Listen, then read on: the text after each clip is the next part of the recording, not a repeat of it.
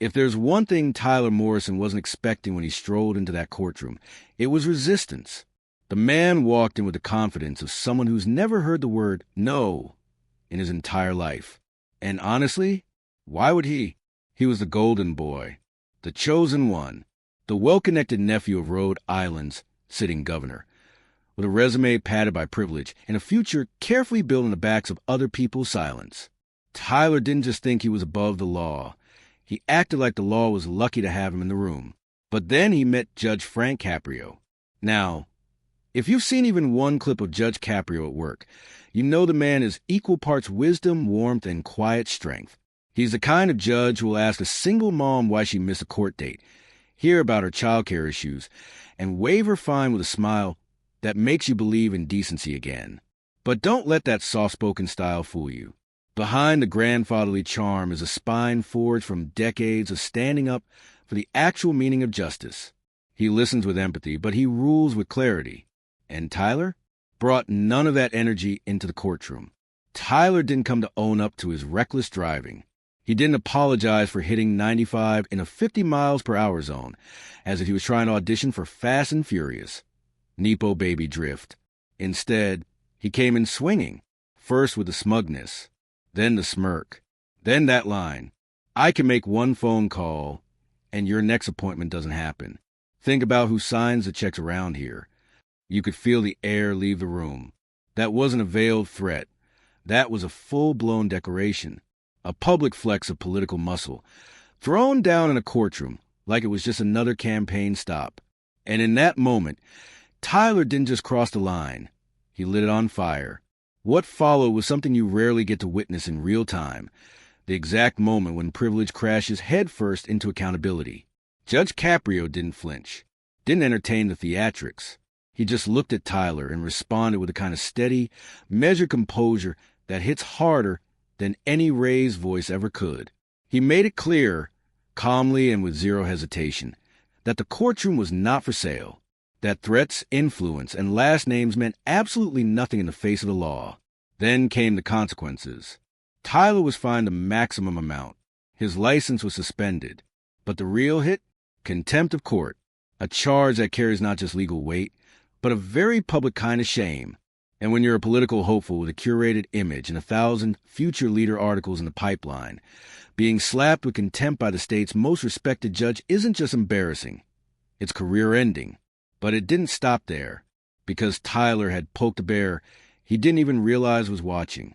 Within 48 hours, state investigators opened a file, and that one courtroom threat became the spark that lit a fire under Rhode Island's political foundation.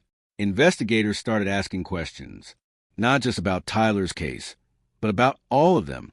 Why had so many of his prior violations quietly disappeared? Who made the calls? Who approved the dismissals? And how long had this little game of influence first, justice second been going on? Suddenly, the governor's office was drowning in subpoenas and scandal. Staffers were lawyering up. Emails were mysteriously deleted. And those routine reassignments of court clerks and junior judges? Now they looked a whole lot less routine.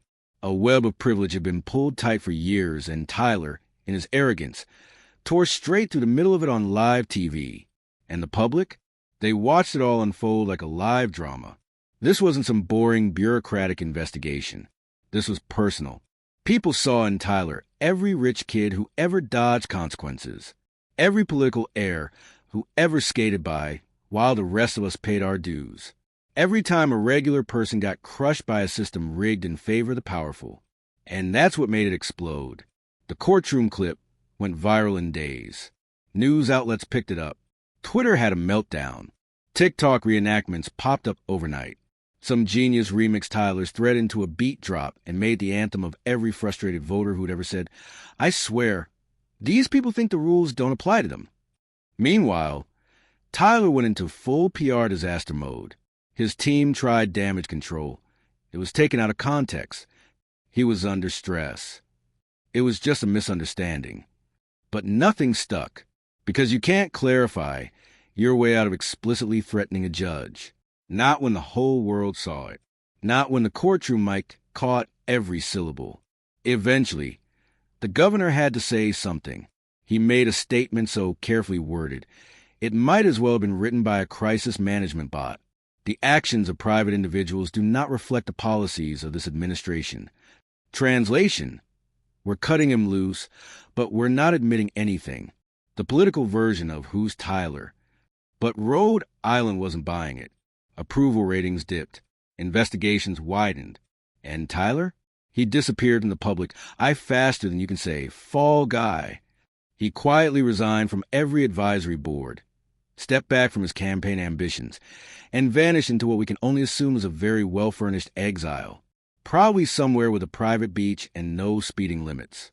And Judge Caprio? Oh! He didn't need to say a word. He'd already said everything that mattered with that gavel. He became a symbol, again, not just of legal fairness, but of moral courage. The kind of judge who reminds the world that justice doesn't care about your family tree, that the courtroom is the great equalizer if someone's brave enough to hold a line. And hold it. He did. This case is now taught in classrooms.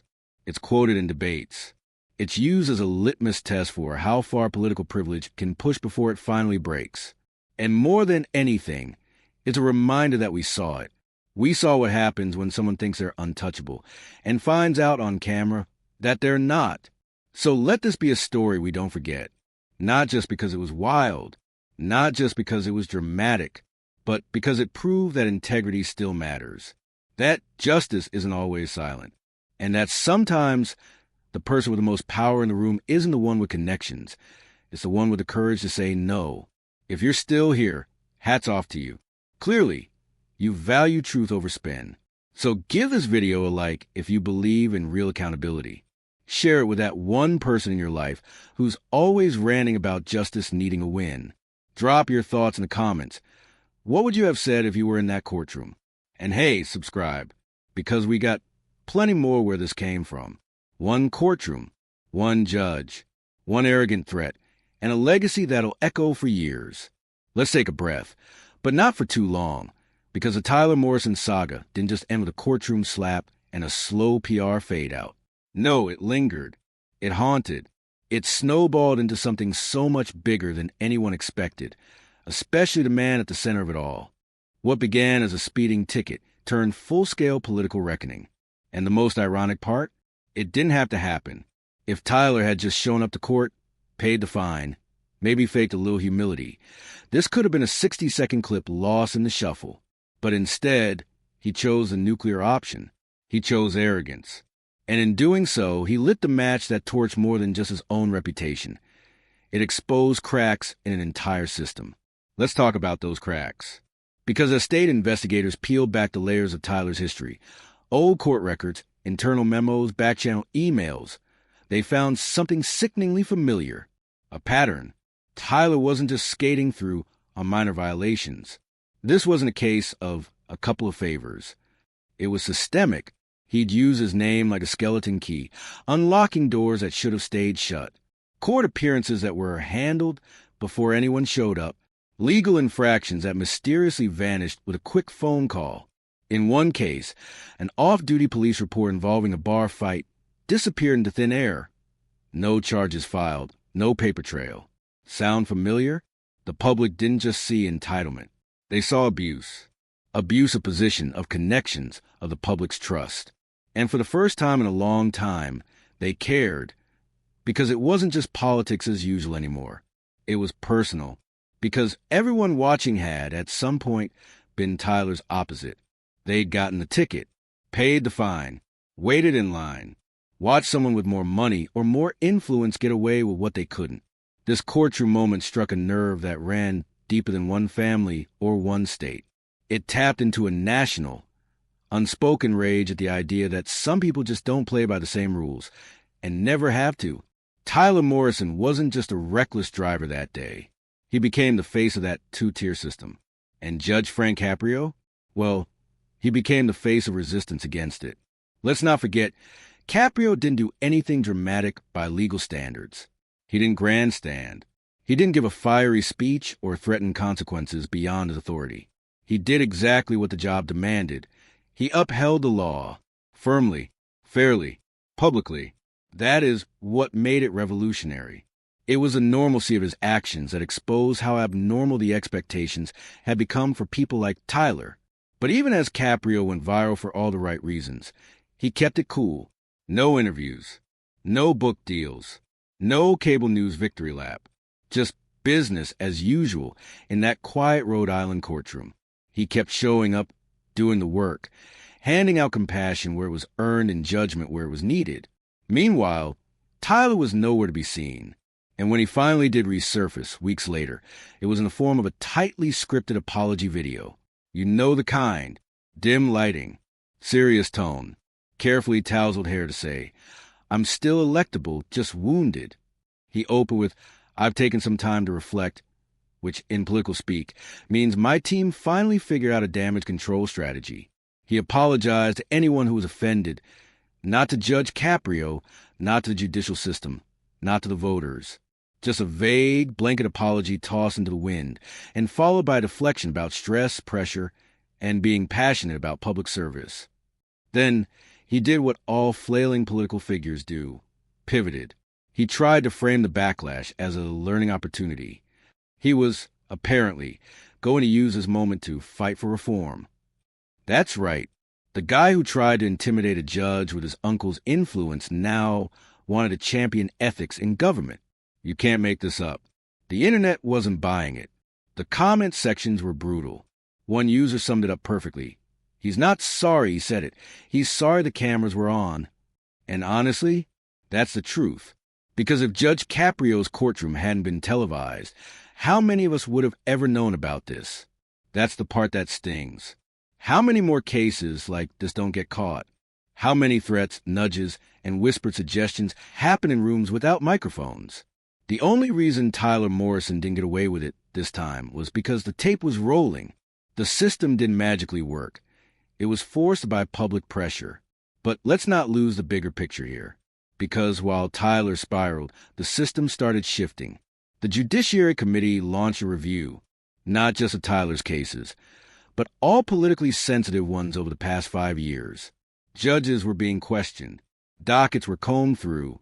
For the first time in years, Rhode Island's legal system was staring itself in the mirror, and it didn't like what it saw.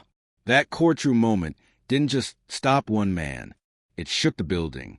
And the ripple effects didn't stop at the state line. Legal analysts across the country cited the case as an example of what judicial independence should look like. Law schools added it to syllabi. Political watchdogs held it up as proof that accountability wasn't dead. It just needed a spotlight. But still, the most important legacy of this story isn't political or academic. It's emotional. It's the feeling people got watching that clip for the first time. The way hearts surged when Caprio stood up, not with shouting or spectacle, but with unshakable principle.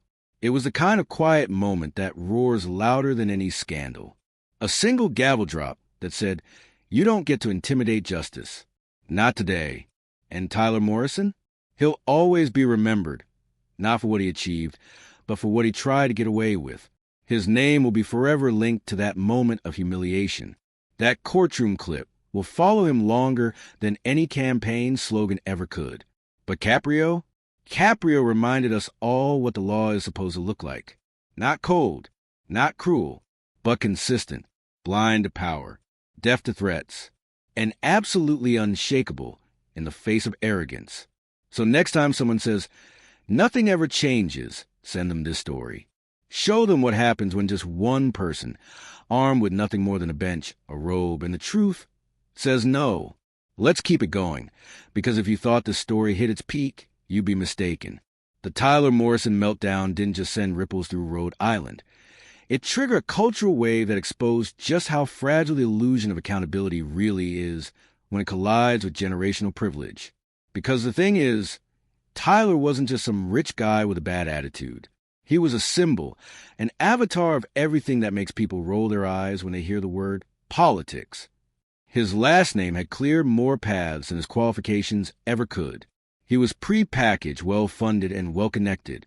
His political future had been arranged like an expensive wedding. All he had to do was not embarrass himself. But when the heat came down, when a simple court appearance turned into a test of integrity, he cracked faster than a dropped iPhone. You have to understand the psychology here. Tyler walked into that courtroom thinking he was untouchable, that this would be a formality, that the judge would give him a wink and a nod, maybe a token fine, and send him on his way. He believed that being the governor's nephew meant he was already in the club, the one where rules are more like suggestions and consequences are for other people. And to be fair, it had worked before, for years, quietly, sloppily, but effectively, until he met a judge who actually read the Constitution. Judge Caprio didn't just deny Tyler a favor. He denied him a fantasy he'd been sold his entire life, that the system would always bend for him, that his family name was some kind of golden ticket. And that denial, that was what made Tyler snap. That infamous one phone call line wasn't just a threat. It was a reminder, a signal that he expected to be obeyed. That's how deep the entitlement went. He genuinely believed reminding a judge of who his uncle was would shift the outcome in his favor. The sheer audacity of that moment wasn't just shocking.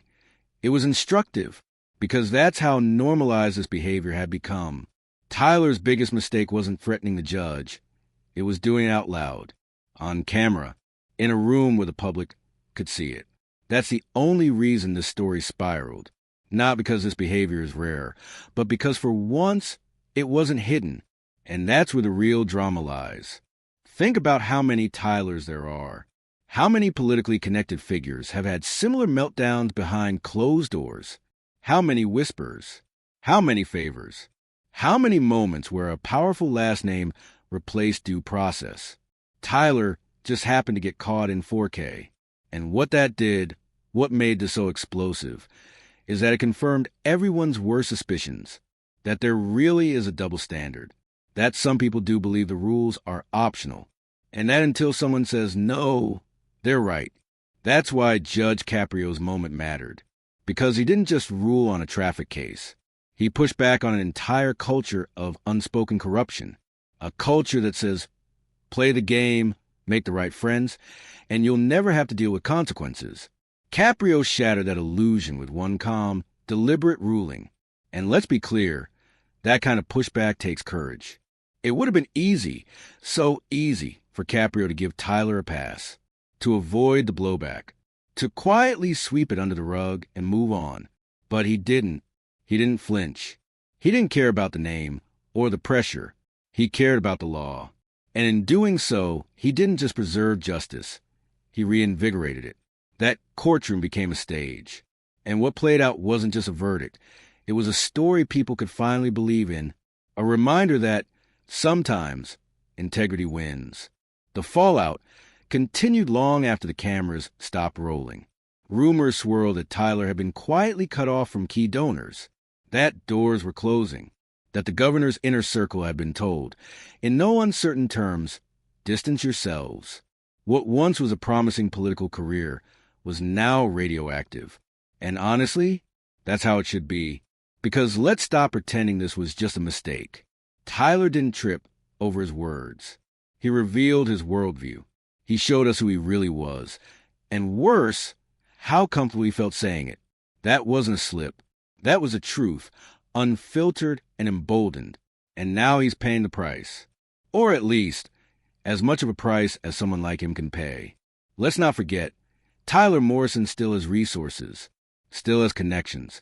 He may be quiet now, but people like him don't disappear. They wait, they regroup, they test the waters with a carefully crafted op-ed or a low-stakes podcast interview. They re-enter public life with buzzwords like second chances and growth. They pretend redemption was the plan all along, but the internet remembers. That video isn't going anywhere. It will follow him to every boardroom, every campaign trail, every speaking engagement. Because when you threaten a judge on tape, that becomes your legacy, no matter how many rebrands you attempt. If you're still here, you already know the deal. Go ahead and like the video if you're tired of seeing people like Tyler get a free pass. Share it with someone who loves a story where justice actually shows up. Comment below. What do you think would have happened if the cameras weren't rolling? And make sure you're subscribed, because we got more receipts, meltdowns, and poetic courtroom endings coming your way. Remember, privilege might buy silence in private, but it can't erase what the public saw. And we saw everything.